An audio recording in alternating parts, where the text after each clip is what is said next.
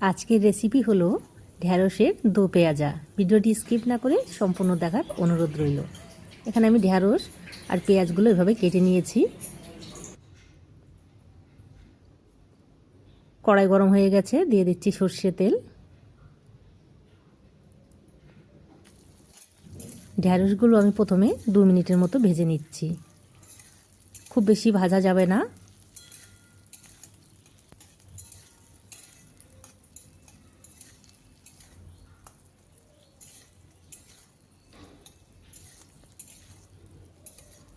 বেশি ভাজলে ঢ্যাঁড়সের কালারটা কিন্তু চেঞ্জ হয়ে যাবে, খেতে ভালো লাগবে না।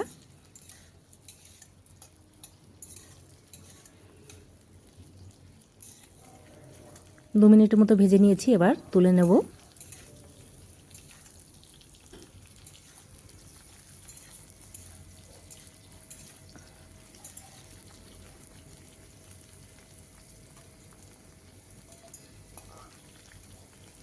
ঢ্যাঁড়স থেকে তেলগুলো খুব ভালোভাবে ঝরিয়ে নিতে হবে।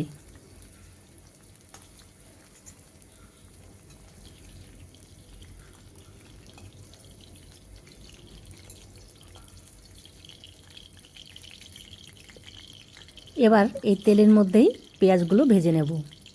পেঁয়াজগুলো কিন্তু খুব হালকা ভাজতে হবে, 1 মিনিটের মতো ভাজবো। আমি এখানে 2টো মিডিয়াম সাইজের পেঁয়াজ নিয়েছি। পেঁয়াজের পরিমাণটা আপনারা বাড়িয়ে কমিয়ে নিতে পারেন।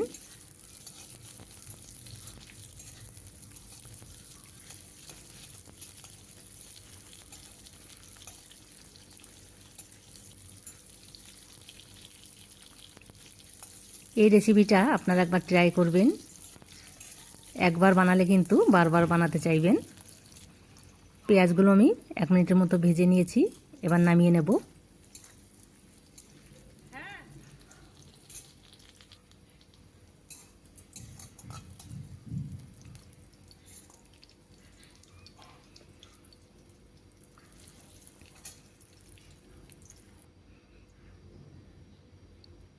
কড়াইতে আমি আর সামান্য একটু তেল অ্যাড করেছি।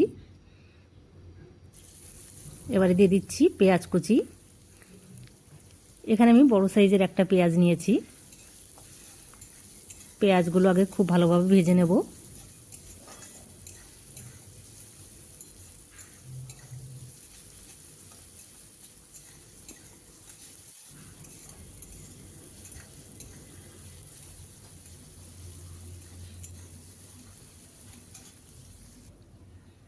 পেঁয়াজ গোল্ডেন কালার করে ভেজে নিয়েছি। এবার এর মধ্যে দিয়ে দিচ্ছি আদা বাটা, লঙ্কা বাটা।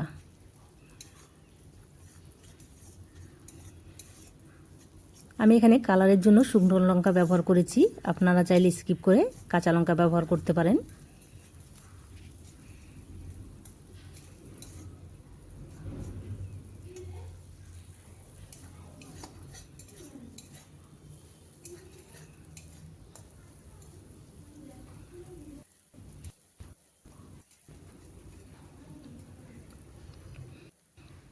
মশলা কষানো হয়ে গেছে, এবার এর মধ্যে দিয়ে দিচ্ছি একটু গরম জল।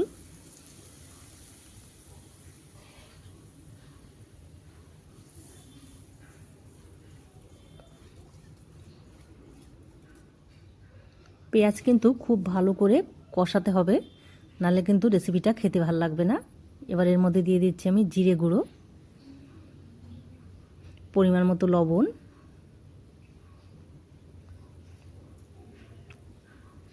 পরিমাণ মতো হলুদ গুঁড়ো। এখন দিয়ে দিচ্ছি একটা টমেটো। টমেটোগুলো আমি একটু ডুমো সাইজের করে কেটে নিয়েছি।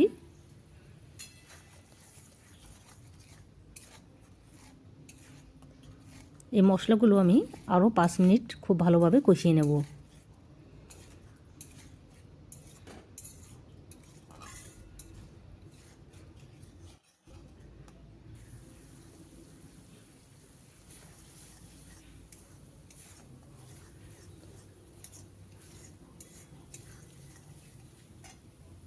মশলা খুব ভালোভাবে কষিয়ে নিয়েছি।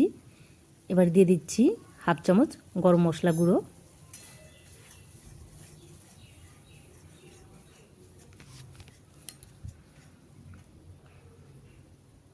এবারে ভেজে রাখা ভিন্ডি আর পেঁয়াজগুলো দিয়ে দিচ্ছি।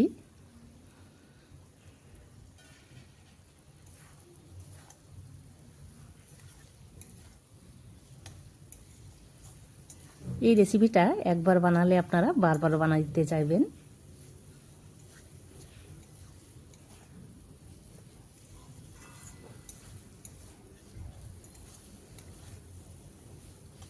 আরও আমি 3 থেকে 4 মিনিট মশলার সঙ্গে ভিন্ডি আর পেঁয়াজগুলো কষিয়ে নিয়েছি।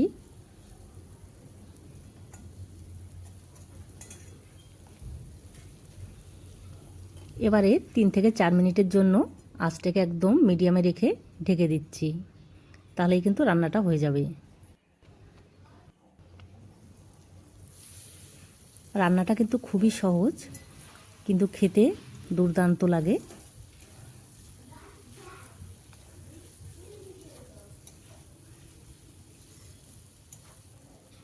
রান্নাটা আমার হয়ে গেছে, এবার নামিয়ে নেব।